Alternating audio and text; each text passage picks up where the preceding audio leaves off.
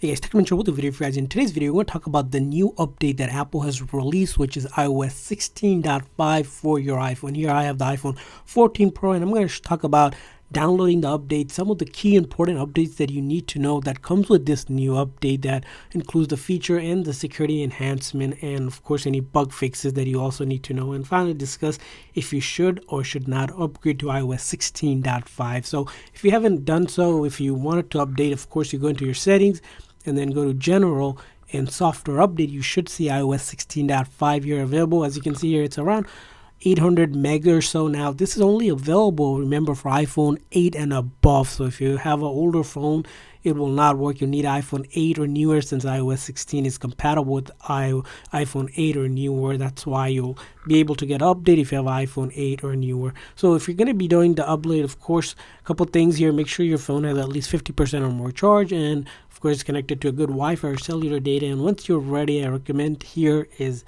hitting that download and install. It's going to ask you either for your password or Face ID. Put that in and go ahead and download that update. Now once you have updated, we'll talk about the features that come with it after this update has completed.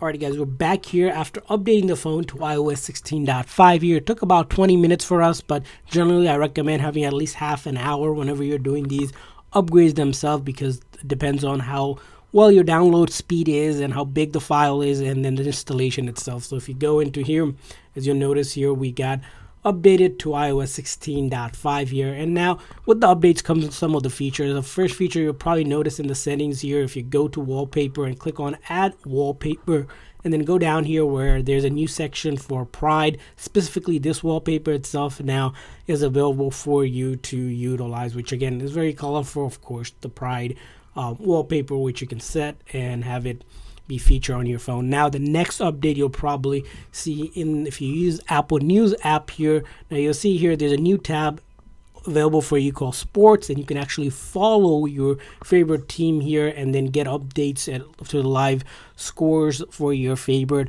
sports channel and get up to date just by clicking on that tab for Sports tab here. Of course, with that comes a bunch of other features as well. You can take a look at it as well. Now the next feature update fix on this update comes with Spotlight. So with their Spotlight feature, there was some issues going on where it become unresponsive sometime, and there was a bug with that, which is resolved with this update itself. Now another issue that this also addresses with this update is if you use podcast on your phone here in CarPlay. So if you had podcasts on your CarPlay, sometimes content would not load or show up, or it would take too long. Now this issue has been resolved with this new update, and hopefully podcast is working well for you on your CarPlay. Now it also addresses another fix, which is around screen time. If you use screen time in your settings here, what happens in the past, it may not sync across your devices. So screen time is one of those features which, if you have it set up on one of your Apple account on a device, it will sync across the board, but sometimes it didn't, so that issue is resolved as well. So those are just some of the bigger updates in terms of the updates and bug fixes that happen with iOS 16.5. So now our experience of iOS 16.5 so far, most of the apps we've been using here has been working well. There hasn't been any issues that we noticed in terms of the phone. We haven't noticed any thing along with the battery as well. The battery has been stable, as you see here.